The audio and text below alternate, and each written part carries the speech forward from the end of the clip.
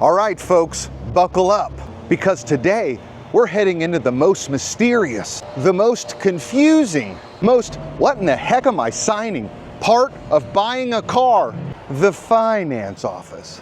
That's right, we're talking rate markups and all the other sneaky little tricks dealerships don't want you to know about. And by the end of this video, you'll be able to walk into any finance office like Gandalf with a staff. You shall not pass without giving me the real numbers. I don't know if that sounded like Gandalf or not though. So let's start with the APR. That's the annual percentage rate. Fancy words for the cost to borrow the money. Think of it as your car loan's interest rate, but dressed up in a suit and a tie. Now here's the fun part. Lenders send dealerships your approved interest rate. Let's say the bank says you qualify for a 5% interest rate. Great, but the dealership? Well, they may say, congratulations, you're approved. We got you 7.9%. And that little bit extra? That's not extra, that's markup. That's money just sliding into the dealership's pocket. It's like tipping your waiter $300 because they told you the steak was actually rarer than it was.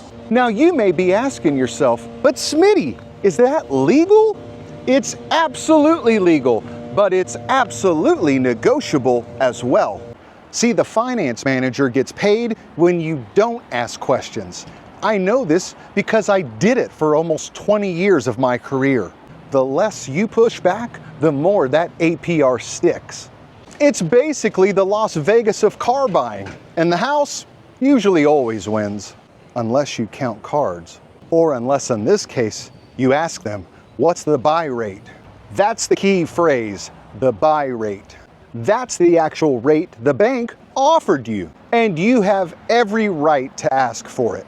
And if they stutter, or start looking at the ceiling, or start shifting through papers like they're in an audition for Law and Order, well, just know you caught them.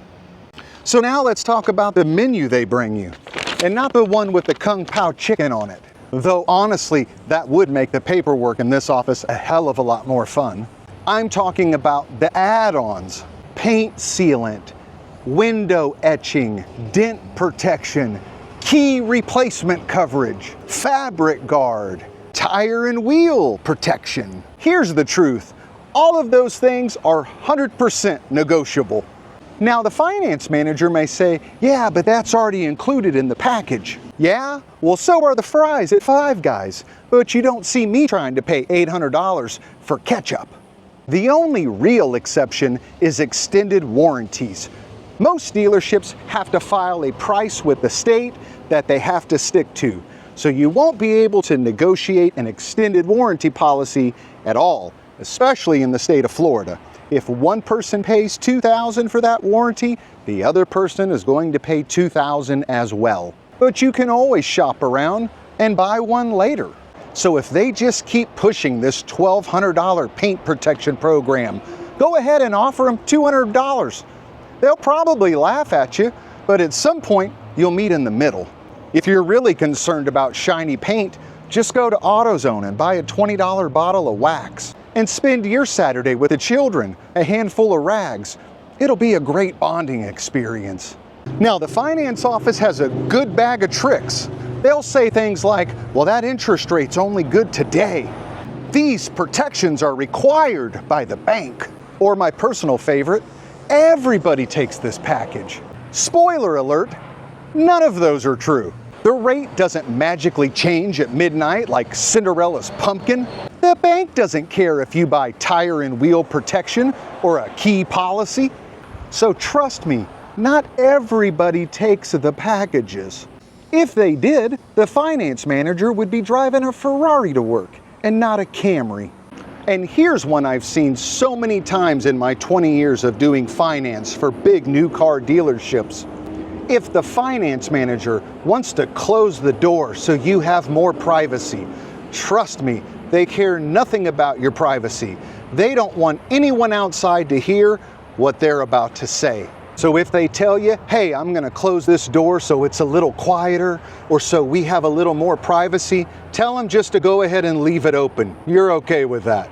And if they say, oh, we have to close it, just know they're about to try to play Monopoly with your wallet. So once again, just politely ask them to keep the door open. If they push back, just know that's a red flag the size of a balloon that's out front on one of the cars. Transparency should never require a closed door. So here's my final piece of advice. Ask tons of questions. Ask questions as soon as they pop into your head. Don't just sit there and keep nodding like you're at a middle school band concert. The finance office loves silence because silence means they can pass numbers past you like a magician with a deck of cards. And listen, if you're new to this game, don't go it alone. Bring your friend, bring your cousin, hell, bring grandma. An extra set of eyes in that office can save you thousands of dollars. And hell, it maybe even will save you 3 or 4 more years on your bank contract.